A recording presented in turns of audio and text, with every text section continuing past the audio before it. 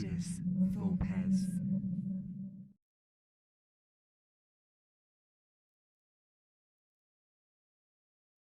Welcome to Ludus Vulpes. My name's Kirsty. I'm Phil. My name's Matt. From Board Game Pix. One day you're saying. One day, No. YouTube channel as well. No. You join us for the 6th episode of Gaming Gossip. And today we're here to talk about art and graphic design board games. Yeah. Yes. I think actually an sometimes under-discussed topic as well, and it makes such a difference. It's so important to a lot of the games we play that the art and the graphic design are on point, let's say. Yeah, and they're getting more centre billing these days, equally as designers, I'd say, in some regards, especially in promotion, Kickstarters, that kind of thing. Very much so. Very much so. So I thought I'd ask, I hope, an easy question. Oh, no. Which is, where are we going to draw the line? How are we defining where the art of the game stops and the graphic design takes over? And also probably realistically acknowledging that it's a very sort of grey area. Yeah. Especially when you've got like designers and artists like Ryan Lockhart producing everything for his game, pretty much. Well, I think for me, graphic design is when you are delving into the more to the component side. Yeah. So any symbology, iconography, layout, text, that kind of thing. Whereas art is the overall feel or the theme or the flavour of a game, for me personally. Kirsty? Yeah, I think I'm very much in agreement in terms of that. And also, you've got to think about what grabs you to a game. Is it the first thing you see is that box art? Yeah. It's what captures you. Yeah. And there's graphic design on that because obviously you want the layout, you need specific items on there, but it is the box that initially grabs your attention, whether you like it or not. You know, and one day I will do random pieces of artwork and random names of games and see if you can match them up. But that is the first thing that grabs your attention if it's on the shelf. Yeah. I think I bought Time Stories purely based on the fact that the box was beautiful. Yeah, it's a cool box. It was a cool box. And a good fun game as well, to be fair. So for me, and I'm gonna try and do like a broad categorising of where we are. Game art sets the theme and the tone of the game, and then graphic design defines the language and immersion within the game. So the usability. yeah, I think that, and when I say game language, that's what I mean. It's we all, it's advantageous to have a game become language independent post the rulebook. Yeah. So ensuring that the graphic design defines a language, we are all at a point like it's so we can learn a new game, and I'll put a new game down in front of the two of you, and both of you will start looking at icons and going, oh, so this will do this and this will do this, and 90% of the time, If it's got good graphic design. you're spot on. Like half the rules are taken care of without actually. I've heard that Shem Phillips has done that across all his games. He's managed to keep a lot of very similar iconography, which is quite an impressive feat because he does lots of different mechanics and different styles of games. I think across the West Kingdom series, actually, that's the one I've got as a complete set. We've got as a complete set, and I think the consistency of iconography through those games made Viscounts a fairly straightforward game to pick up and play. Yeah, that's clever. It reduces the complexity, I suppose, in so. some degree, because it's a known format that people have used before. Yeah. And that's quite nice, and it's almost, I feel that now with graphic design that board games themselves are defining their own language, because you get a lot of similarity. Like if I see an arrow sort of curving down and a board underneath it, I'll know that's play something to the board. Yeah, or if you see a hand, you'll know it's to receive or income or something like that. Yeah.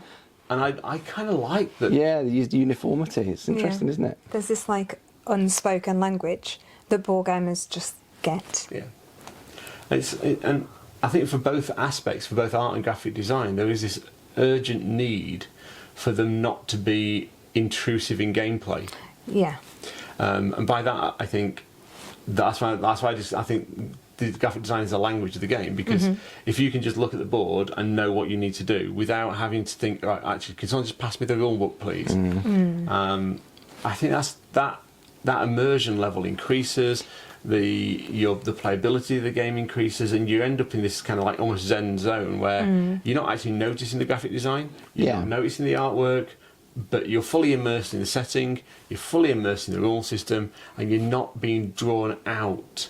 And I think when it comes to strategy and tactics, well, what's not interesting about what you've said there is the some boards have got very good iconography. It's nice to glance at a board and see how many card types are available or what your actions are per round. So that immersion keeps you driven. If you've got to go away and look at a player sheet, or maybe you end up with a smaller player's sheet as a result of good iconography that's available for everybody. I was about to say a player aid is something that I believe has kind of come to times, because if you think way back the early games, you didn't really get much player aids. The closest thing I can think to probably one of the first board games I played, don't judge me, but Scrabble, when I was very young, on the board it tells you how many of each letter is. And if you know there's one already out, that means, okay, I can't plan with a word, with a Q in because it's already out, for example. So you don't need to hold on to your U's anymore. It's little things like that which aid gameplay. Agreed. And I do think actually player aids are kind of halfway between the two, because they need to feature game art, but the graphic design is also crucially important so that you know exactly what's happening. If you're using it as a reference, it needs to be a quick reference on the larger games. I think a player aid is also probably something that features both. Well, a player aid is a really good example because it aids downtime. I can be planning and understanding what my next turn or two is going to be because I've got the iconography in front of me, as opposed to going away checking a rule book or asking somebody whose turn it is. If it's a 2 or 3 player game, you're going to interrupt somebody. But no, it's good shout. Good player aid makes a world of difference. It's a shame lots of lenders, lots of manufacturers don't put them in their games. Not enough of them sometimes. No. You might put 1 or 2 in. You've got to share it out between. So, so I was going to say, it's the double-sided one, isn't it? So you've got a double-sided player aid, you've got 4 of them, 1 for each player in a 1 to 4 player game. And actually, when you just play 2 players, you have 2 each. You just flip one over, so you've got them both in front of you, which tells you everything you need to know. I did that in pandemic. And I can't imagine the cost saving is that much greater. It's a cut A4 sheet of fairly nice quality card. So I think that kind of like sums up that definition of art, graphic design, the purpose of both as well. So like selling the theme, selling the setting, selling the game, that can't be ignored. Selling the game. And what I'd like to do is just take us a little bit further into the art of board games, and I want to talk a little bit about the history of game art, which for anyone who's ever tried to research the history of game art on the internet, it's actually a tricky one. I actually got no results returned on Google. When wow. So you know what the next video is going to be about? Get those Google hits up. Okay, So, and Kirsty's mentioned Scrabble. We could go back to chess or Cluedo or whatever else it might be. Careers, Monopoly. But I thought actually it was nice to start with like the sort of great grandfather of modern Euro games and start with Catan. That was 1995. And just that was kind of my starting point in my thinking, was like you start at Catan. What does game art do then over the next, where are we now, 2022, so the next 27 years? What's happened to game art over those 27 years? Well, at the beginning, it's down to the art on the tile. It's a field, isn't it? So you're then putting out components onto the board as well. So I do think that is like that. Grandfather's a good phrase to use because it's a good starting place, and your card art for the cards that you want to trade as well. So it all fits into this perfect package of a good starting place, really, I think. Yeah, and for me, when I look at Catan, I see some very functional art. I don't see a thing of beauty. I see functional art, and I see really clean graphic design, and it's graphic design wins out. Maybe that's the secret sauce. Maybe it is for longevity. That's why it's for longevity. so successful. But I think in those early games, that was really key. Was actually functionality. Does the art it takes a very back seat to functional, clean graphic design, and I think you see that in Catan. On the cards themselves, they're just it's quite obvious what you've got in your hand. On the board itself, like the numbers are actually quite large fonted, Yeah, which I you agree. wouldn't Yeah. necessarily see these days, because a large font number in the middle of a hex tile, you put that in the corner, Yeah. and you'd showcase the art of the tile. Yeah. And I think it was just sort of going back and having a look, and it was, but then the interesting thing with Catan is, over the decades it's been printed, they've not gone back and like gone, right, we need to just smash the artwork up Yeah. and No. produce a brand new version of the game. I heard that about Power Grid recently. They've only just done a recharged version, which is the new edition. Yeah. They've left it at the same edition for years and years, Yeah. like over a decade or something, Wow. a very long period of time. So if it works and it's basic but functional, if the gameplay's Yeah. strong enough, I think it can be enough of a pull to get people playing it. Very much, if it's not broke, don't Yeah. why fix it? Yeah, well, I think we look at a different era of board games. It doesn't even feel that long. Well, it feels decades ago, but actually, Yeah. it shouldn't feel that long for like incremental change to change things dramatically. But actually, I feel like it probably has. And games sold. Did it play well? Yeah. Yeah. Like, was there a buzz? It was much more of a sort of, I guess, cult scene that rather Yeah. than heading closer. We're still not mainstream. It's not No. a mainstream hobby, but it's getting Geeky much chic. more geeky chic. But we're getting much more mainstream. But I feel like it was like that kind of thing. Like, the first time I encountered Catan was a friend of mine put it on the table. Yeah. I was like, oh, should we play this? I was like, what is this? This is Settlers of Catan. Mine's even weirder, because I started out with Catan Junior, thinking Okay, yeah. for the kids, Yeah. and we'll play a game, and Yeah. that got me into it. I was like, oh, this is quite good. Yeah, yeah. And that was before I ever got into any modern board games. Some of the games I can think of from the 90s I think would be really good in this situation. It would be a game called Chinatown, Yeah. which has got very strong gameplay over Yeah. art. And also, Yeah, I'd go with that. there's one that's coming to Game Found shortly called Ra. Yeah. That was in the Yeah. 1990s by Rainer Knizia, and it's an Ian Egyptian O'Toole god. edition coming out. So we're not saying Rainer Knizia edition. We're saying it's an Ian O'Toole edition, which goes to show the prominence of the artist. Yeah, But yeah. that's the reason people are going to buy it. There's that many copies floating around that you can go and buy. Well, buy a new one, but it's the draw of the new art and the new graphic Yeah. design. I think that will keep this 90s game alive. Yeah, it's I guess it's Rainer Knizia. The man can do no wrong. Well, actually, that's not true. But He's got a few that I might not play he's got a few again. tough ones. But when you produce so many, Yeah. Yeah. people will remember your greatness. Yeah. They'll forget the bad ones and just move on to the good ones. Well, it's interesting as well that you mention like artists. So it's an Ian O'Toole edition. Yeah. And I think in the last video we talked about Pampera, which is Yeah, Jim yeah. Penn as Yeah. well. But actually, the artist has become prevalent. Yeah. Why? very much Why so. is the artist prevalent? That's, So, I could go on to the example previously that I've used about the Three Sisters game, whereby, and I suppose really Verdant is another one. So Verdant is by Flat Out Games, and when it first came onto BGG as a board game, as a game coming soon, it was a game which has artwork by Beth Sobel. No description Is of it it. the quality? It was just The that. quality of the artwork. You're going to get something It's special. the reputation of the artist. Yeah. It's going to deliver time after time after time. And and we talked, I think it was in the last Yeah. one, about the upheaval with Fjords, the new edition of Fjords, because they're expecting the artwork to be like the box work that she'd worked on, and she kept it traditional to the original game. And in doing so, there was uproar because it was like, well, why haven't we got these nice bright colours like on Yeah. the box? Yeah. And A bit like asking Yeah. Ian O'Toole just to do the box and then not worry about doing. someone else that's can do what it. happened with Three. That's what happened with That's Three Three Sisters. Sisters. Yeah. Beth Sobel was. But he asked to might work on the say, box. "I'm not going to do that. That's not something that's Yeah. in my wheelhouse. I wouldn't."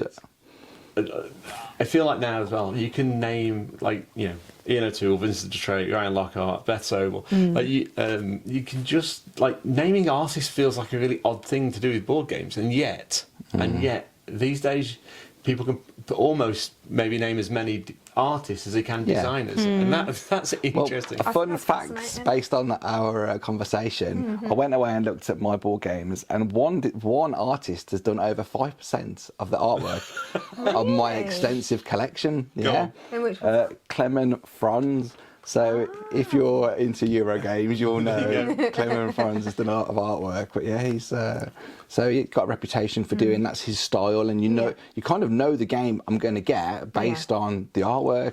Yeah, Yeah. I think that's fair. And like you say, you've got celebrity artists almost Yeah, selling games yeah. because they're working on the art. Yeah. You've got reliability, so you see the name of an artist, and actually I know what I'm getting. And I think you did that bit of research. I was looking at I went from Catan to Calis and Puerto Rico, which I consider to be fairly drab art on both of those. They're good games, but the art is like it's enough to put you to sleep. Okay. And that's the reprint of Calis, the prettier version. I was like, this is just odd. And yes, Euros are functional. I get that. I understand that graphic design was king. But actually, I got to about... Okay, so Calis is 2005. Puerto Rico is 2010. And then you get, 2009. Then you get 2010, 2011, and you start seeing prettier games occur.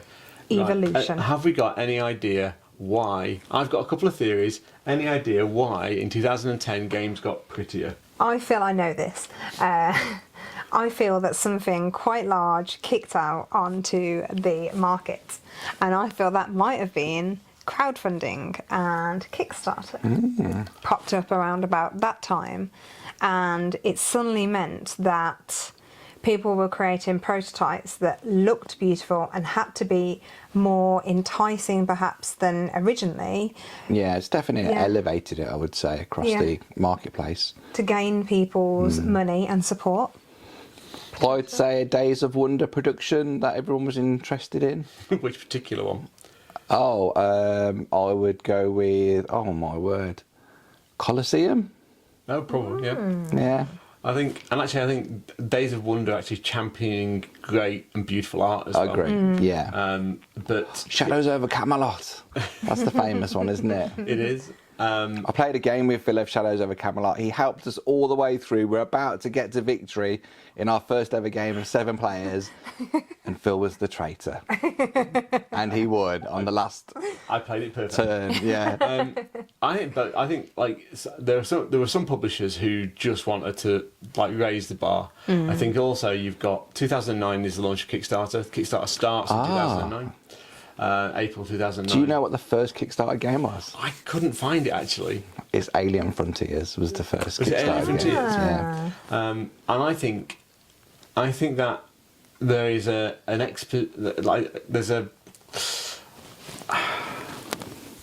there's an experience for gamers as Kickstarter launchers of you help us finish the art, you help us dictate how good this should look, because we're going to take your money and we're going to pump your money into better art. And then you've got publishers like Days of Wonder who are producing better and better art. A bit cartoony for my taste sometimes, but still better art, more vibrant colours. And you just look at some of their recent... But does that depend on the market you're going for? So their market was the family market, therefore cartoon and colours, versus maybe, a space theme, which is more probably Dark and clinical and... I think there's a yes to that, and I think you see Kickstarter kind of destroying that.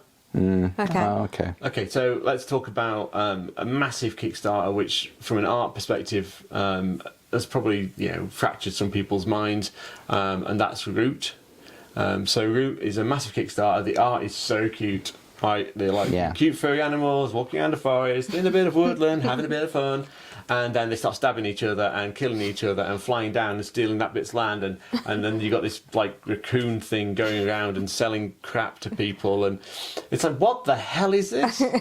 A Clash, you mean? That is not a kid's game. That's not a family-weight game, but it comes with family-styled art. Okay, yeah. And I think Kickstarter's kind of smashed down a few barriers in what good game art can be. And off the back of our last video, I think it was Dan commented saying, I think it's more about the art style, but I just can't get on with Fort. Yes, And Fort is the same artist, same artist, and it's that cartoony feel, and but a very good game. So I think you've got this kind of. I don't think Root would have been the success it's been if it hadn't have been for the art style and the art direction, because it's ruthless. And it's probably why photosynthesis gets away with it a little bit, because it's cute. Yeah, you want to look at nice look things. How pretty the box art is. Yeah. Look how mean I can be to you. Is not what the box While sitting there smiling. It's not what the box art says for photosynthesis.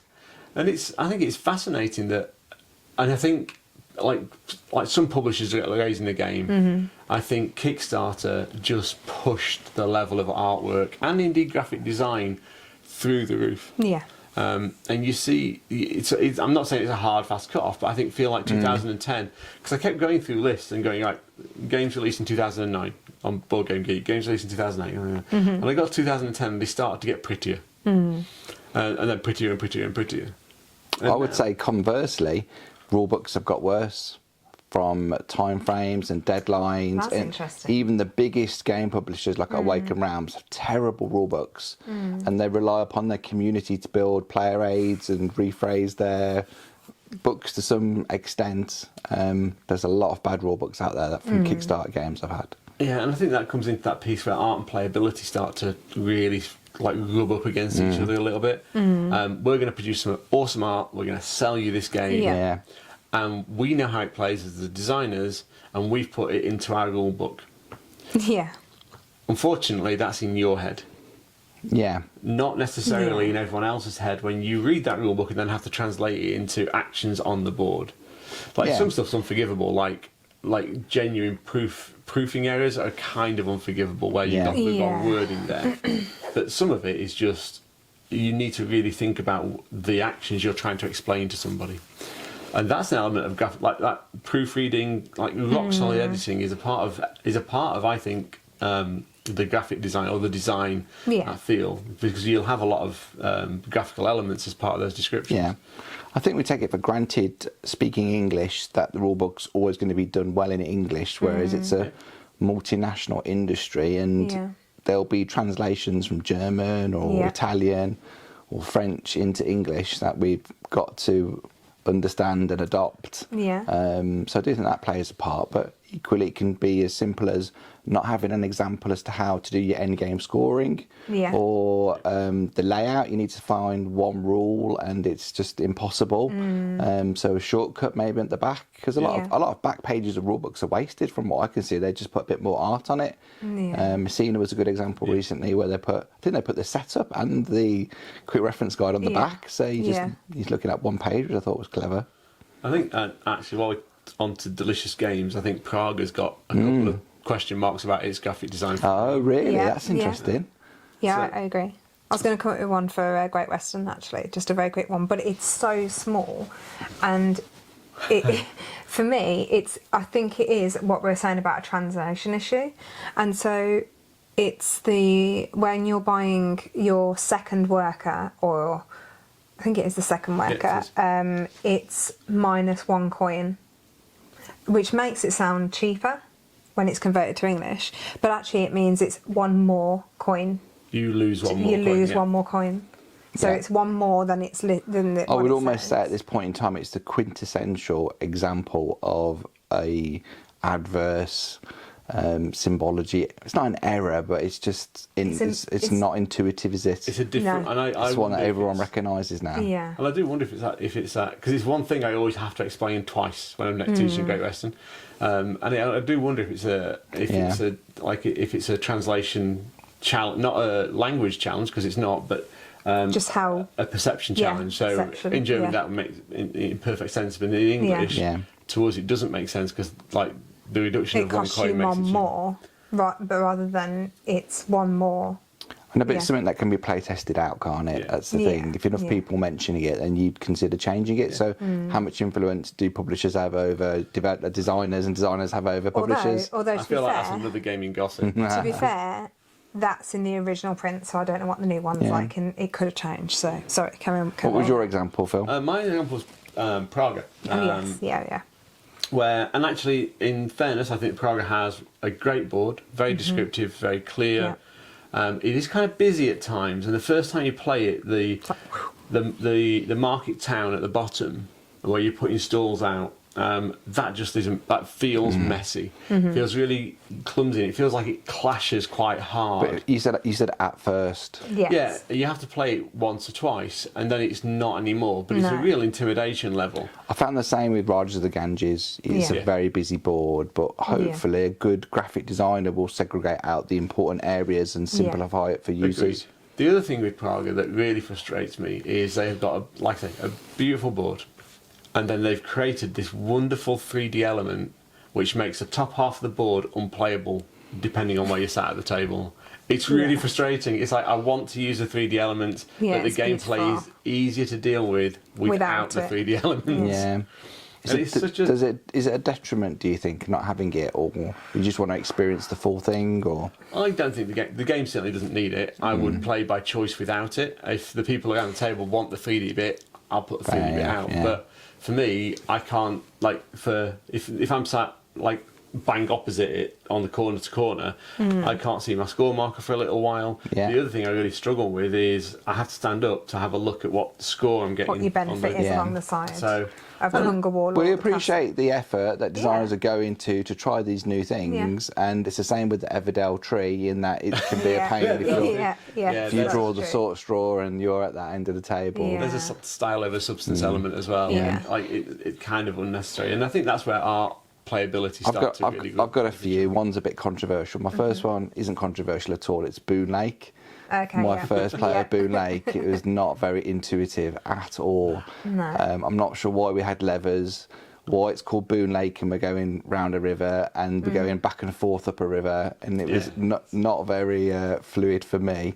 With Boon Lake as well, I didn't quite understand the circuitry artwork. Because you don't use any It's a good electric. example. The box artwork draws you into something that doesn't exist. I was really confused at what that meant. Yeah, I could talk about that one for a very long time. My other example was Red Cathedral, which is a fantastic game, but always have to check the iconography, especially on the board itself, just to see what all the extra actions do. I admire the amount of information they've packed into that tiny box, and it is a really good game, and I'll play it most times. But it's just one of those ones that you have to kind of learn. And talking about learning, my last bad graphic design is Scythe, because you can't learn it all in the first game. I like agree, that. actually. I like that. Controversial, That's very true. but I do think you need a few plays. Yeah, and if you've never experienced the game, you'd expect the person to teach you. You'd be a bit gentler, won't you? I'm never going to let it go. Is there a backstory to that at all? The backstory's been told on numerous videos. We are not revisiting that backstory here. So I agree, actually, on Scythe. Cool. Yeah. Which is one of my favourite games. We'll play it any day. Yeah. But at the same time, the graphic design isn't, and strange for a Stone My Games game, actually, the iconography is not as clean and not as intuitive as you kind of expect it to be. And I feel like Jamie's being very clear that he was inspired by the artwork he saw and he wanted to put that front and centre within the game. Fair enough, but actually I think, and I don't think he would ever, don't know Jamie Stegmaier, but I feel like he might, if he were to revisit the game and start again, he might tweak some of the graphic design elements to get it cleaner and get it clearer. And you look at, make it more accessible. Yeah, you look at Tapestry, where I think the iconography is pretty good, actually. Where compared to Scythe, I think it's, you're right. Two or three plays in, you're all right. It's fine. That's your point about evolution earlier, is that everything evolves into something, an experience as well. But first time I played Scythe, it was trial by fire, but it's worth persevering. It does put people off. I have known people play one game of Scythe and never play it again. So, and it's not for everyone. No, and that's why you have variability in games, isn't it? So I think for me it's a brief overview of the history of a game art within games, but also looking at where sometimes that art can clash against playability, and graphic design maybe clash against playability, or not as well implemented graphic design. I think we've probably covered a lot of aspects around some of the graphic design elements and the boards, the cards, rule book. We've got some positives about graphic design, if you what want. are the things that we should celebrate? What are the games we should celebrate? Good point. Well, I'll throw one out there, which is Coffee Traders that you guys introduced me to. Yeah.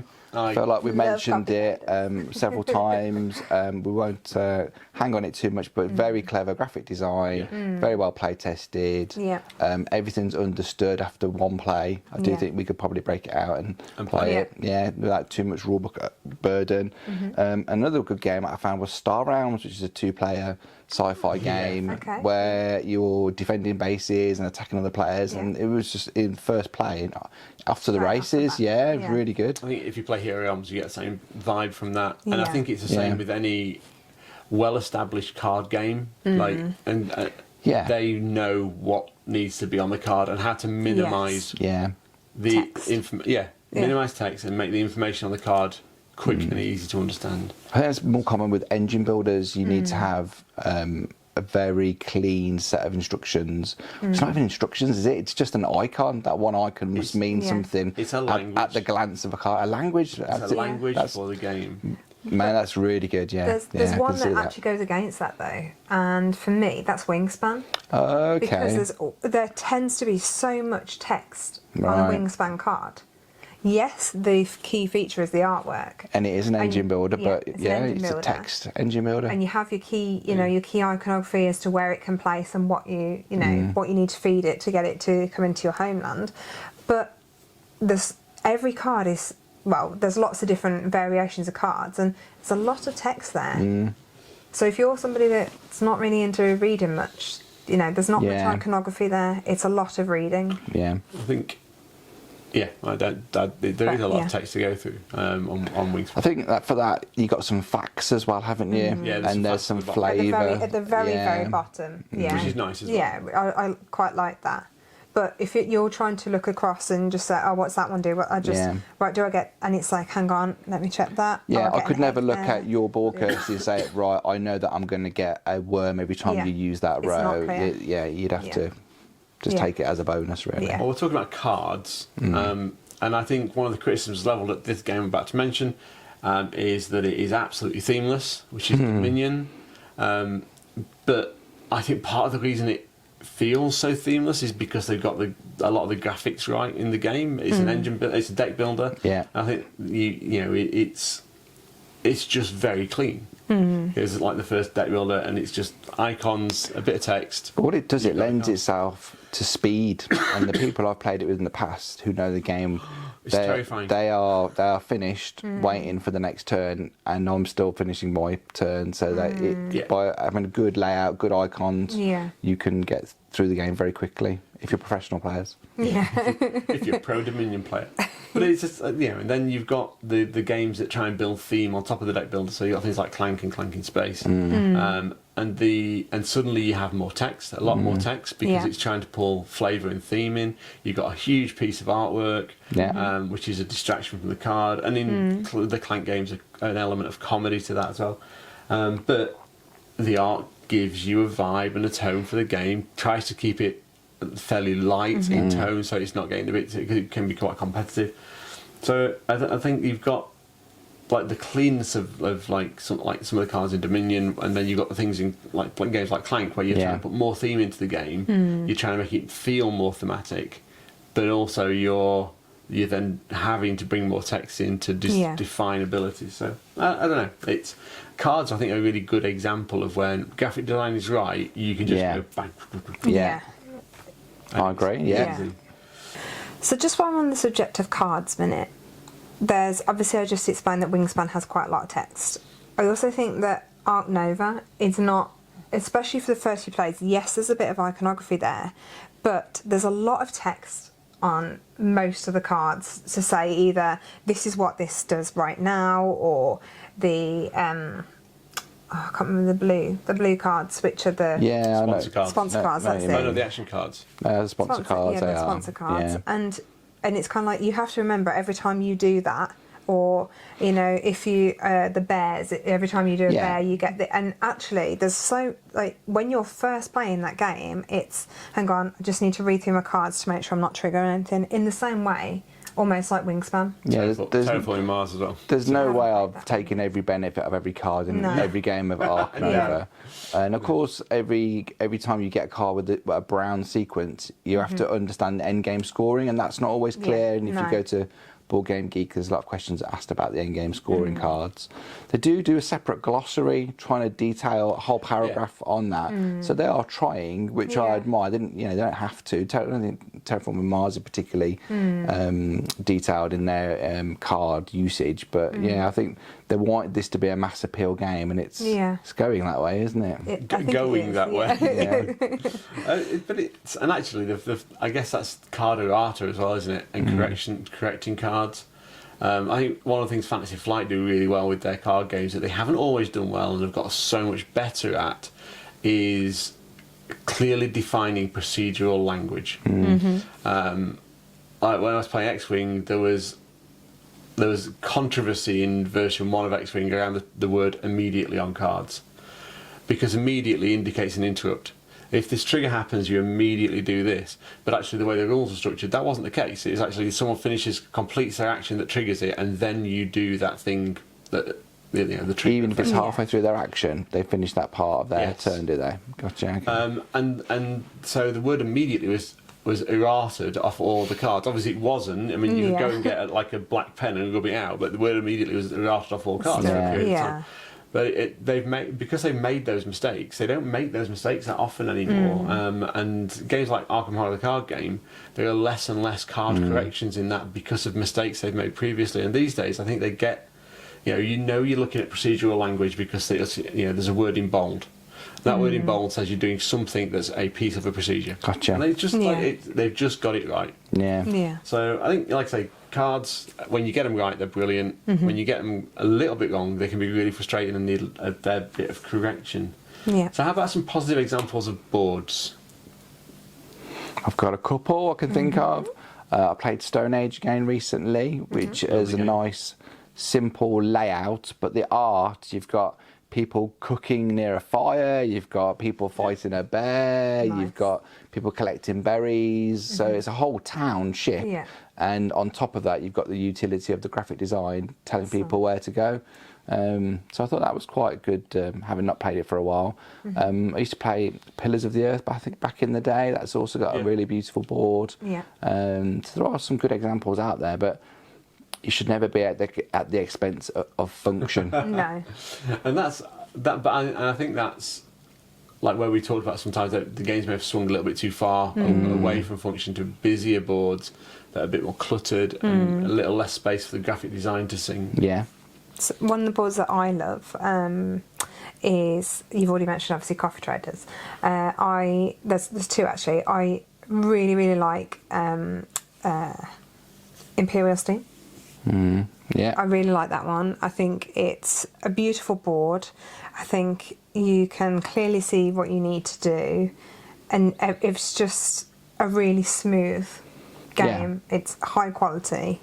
I really like that one. And then another one which is, I think it's just stunning, and it's very dark, but it's beautiful, and that's the Magnificent. And it's one of the reasons why I like the game, because it is dark, but it is also got that vibe. So you are a circus in the evening. You've got the flame. It's a traditional. It's not your, the clowns. Circus. It's fire breathers and wild animals. It's Cirque du Soleil kind of. It's got that like silence and wonder and awe as you're watching the shows. I completely agree. I really think that it comes across in the artwork. In that the graphic design is really well thought out. Your tickets are around the edge so it's out of the way. You've got space to roll your dice. You've got space to do your performances.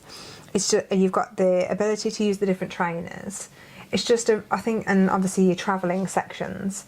It's really well thought out. Now, the only thing that you didn't like about that was the travelling it just feels a bit. Mechanically doesn't make sense, but as a piece of graphic design and board art, it's beautiful. Like it is. Yeah, it's almost fun because you're like counting up what the benefits are. Yeah, exactly. What do you think about something like the new Descent game that we played, Phil? Because the art's good and the theme comes through, but the board, it's like a checkered board, it's like a squared, and you're moving throughout. What are your thoughts on a game like that? I think you've got two formats of design there. So the board itself is simple and functional. Yeah. But then you've got a whole raft of 3D terrain that lifts those functional areas into something much more interesting. And I think whereas in Praga the 3D elements detract from the game because I can't see parts of the board. Yeah. In Descent the 3D elements probably make some of the gameplay feel much more thematic, much more dramatic as well. And I think that's a really it was a really nice touch to put the 3D elements in. Yeah. You know, you didn't need to have multi-layered dungeons. No, I went down one dungeon, there was a bookcase, physical bookcase, and then we go to the app, what have I found? And Phil goes to the bookcase, he finds something, and then you're off to the... Fried alive. I really liked it where you were going around the 3D parts and you knew if you fall off, that you fall into the water. Right, okay. Because you've got the water section and you've got like the boggy marshy area and you've got the woodland and you've got the 3D trees. I think it actually helps immerse you as much as that type immerse of game. is a good word because it was exciting to see what monster was coming out.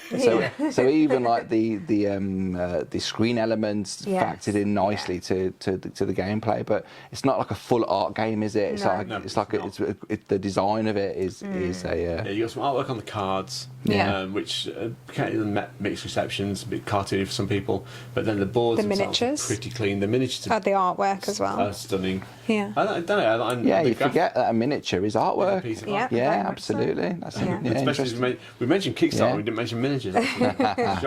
Shocking mistake on our part. But I think you've got this kind of the board should be functional and beautiful if you can get it, and if you can't get it functional and beautiful, get it functional and good enough. Yes. And I think that's the important piece. And for me, that's where we're at. I'm going to move us on. Oh, there's one thing I did just want to very quickly say, which was we mentioned earlier about the box art and how it can really bring you in, and we're talking about the boards, and I just wanted to bring up Lost Explorers because Lost Explorers does heavily incorporate the box. You have is it a chart or I don't know what like a. You say I don't know how you would describe it. The box out, you've got on one part of the map of the world. Yeah. A very limited map of the world. On the other part, there's a track where that you monitor your progress. Right. And where you get your travel disc tokens from. Right. So it's almost like casino chips, but they're made of cardboard. And then you've got this track whereby you put in your marker to say where you've got to. It sounds like someone's thought a lot about. Almost. If you're playing it with any more than 2 players, whether it's the alignment of the copy we received, I don't think it is. I think it's just the way it sits in the box. You can't fit 4 players' markers in on the track. And it will push other markers and it pushes them off and out. And it just ruins the game because you can't keep track of where you are. It's a classic insert issue, isn't it? Yeah, it's a box insert. So. And they've made it part of the game. And also they're very brave. Where the tokens are, so the tokens are these little discs, and they're laid down. And at first it's fine because you're taking one from one end and it's the top and you can see. And you're supposed to be able to see it, but halfway through the game they just go. And they're all slid and they're flat and you can't see what's coming next. And or if you've got 4 of you, it's not great. Yeah, if you've got 4 of you, you're having to like really lean over, get in the way. And play testing would have reveled that and resolved it most likely. I think it was probably ignored. Sorry, we'll move on. So I was just really the last topic of the conversation really for me was when we bring graphic design and art together. There's also some really important responsibilities those things have around accessibility. And that was the last thing I really wanted us to discuss today. So, and that's like looking at supporting people who are colourblind or people with dyslexia, and how graphic design artwork can really help or hinder that aspect. Kirsty, any thoughts? So I really looked into this, and I'm going to give some examples. And like, I am not colourblind. I have two uncles which are colourblind, in completely different ways of colourblindness, which is quite interesting, on opposite sides of the family. So rather than trying to show the different examples of colourblind, I'm just going to black and white the images of the games I'm currently talking about, because in that way there should be enough difference for you to be able to see. Just from going to those two tones. Yeah. So rather than going through the different stages of colourblindness, so for example, Ticket to Ride, the cards that are shown here, you can see each of them have got a little symbol, and that symbol represents the colour. And therefore, if you're playing with an inability to see the colours, you can just use the symbols instead. And yes, it takes you a bit to get used to it, but you're set collecting. Another one which is really interesting is Isle of Cats. Okay. So Isle of Cats, very, very colourful, and I actually thought, I'm not sure this is ideal for colourblind. But if you pay attention to the different types of cats, you'll notice that the 5 different cats have specific 5 different tails. Okay. And that's in the same way. They are so, when it's spotted and when you see it, it's like, oh yeah, how could I have missed that? Yeah. But there's such a big difference between the 5 tails that as long as you know that, you're fine. It's probably more of a feeling you had at first until someone points it out. Yeah, You probably, exactly. Yeah. That's So good.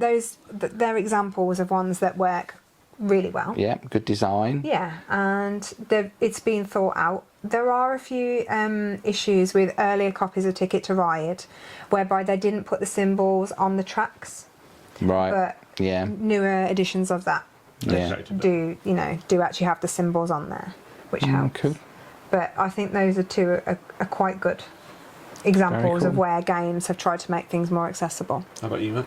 I came at it from a different angle. I was thinking more like with the box art telling me about the game. So I actually wrote down Furnace as a good example of beautiful box art, but you can understand what the game is about from the box art. So it's painting a whole picture. But no, that's the angle, like a Brass Birmingham box as well. You get an old cobble street, and you get that feel of. We've talked about art. We've not talked about Brass Birmingham, because that board in Brass Birmingham, Day or Night, and both of them are beautiful and functional, and No, that's really good graphic design as well. Any artists who can make the Industrial Revolution look genuinely, congratulations. Crystal Palace. Yes, also Crystal. Actually, that's a beautiful board as well. I just want to talk about one of my particular bugbears, and in my early stages of my career, I as a trainer, that's what I was doing, and I worked with Sheffield Hallam University to look at making things more easier for people with dyslexia to read. And because I was working for Dixon Stores Group, so quite a big organisation, and wanted to work on. We wanted to work on some projects, and one of the things that really bugs me to this day is the pressing of the justification button in any form of desktop publishing software or word processing software. So justification is where you basically create a nice straight line down either side of the page. Now, the big problem with that is it changes the spacing between the words. When it changes the spacing between the words, it becomes harder for someone with dyslexia to read. Because they need uniformity. Yeah. Wow. But I see it in so many rule books to this day, which just bugs me, because you don't need to do that. No. It makes it look prettier, squarer. It looks graphically more beautiful. However, it's harder to read. It's much harder for some people. So I think graphic design and art have got a lot of responsibility in helping people access games, help people understand what games are about. Like you say, the box art that tells a story. Yeah, because if you got a game home and it wasn't what the theme you hoped it was going to be, it's failed really, hasn't it, in some regard? I'm trying to think of games that actually have done that, have actually, what they've put on the box is different, and I think probably things like Root and Fort we've already talked about, where the art is so cutesy, but the game is very, very different. Same with Photosynthesis, which we mentioned, really cute looking game, but just downright mean. Yeah, well, just behind you, you've got Blood Rage, which has got a Viking running towards a screen with fire in the background. So I think you kind of get a feel for what that game would be about. So you can definitely get your theme across, hopefully, with good game art. I think also, just going back to like the dyslexia side of things, if you can get iconography, which is understood by all, without it needing to be words, that massively helps. Yeah, publishers love that because they're not having to do 5 rule books. Exactly. They're just doing on the board or on the cards, and it's not done once. It's component efficient. Games such as thing that works for both dyslexia and colourblind. Example would be Azul, because you've got the patterns. Yeah. Another one, potentially Calico, is actually popular for both colourblind and dyslexic people. Anything that doesn't feature necessarily numbers or letters, but actually patterns are easier to pick up and recognise. Oh, glad you've mentioned Azul. I've recently read the Queen's Garden rulebook. It was really complicated. And I think there's a translation issue in there somewhere and a syntax issue, but it was not as easy as other rulebooks to read. But no, got there in the end. So the Azul I'm thinking of is the original. I can't think what the original one's called. Azul. It's just Azul, isn't it? Yeah, the original Azul is the one that I'm referring to for this purpose and this situation. I think it's interesting because you're right. Good graphic design can make a game more accessible. Can make it cheaper to produce as well. Yes. You can minimise the amount of additional paperwork you need. We played A Wonderful World recently that you guys taught me. It was a fantastic game. Really enjoyed it. Yeah. We played it quickly and I understood it after the first couple of rounds because it had very good iconography. There's no words. In there that are one, no words. Other than the name of the place.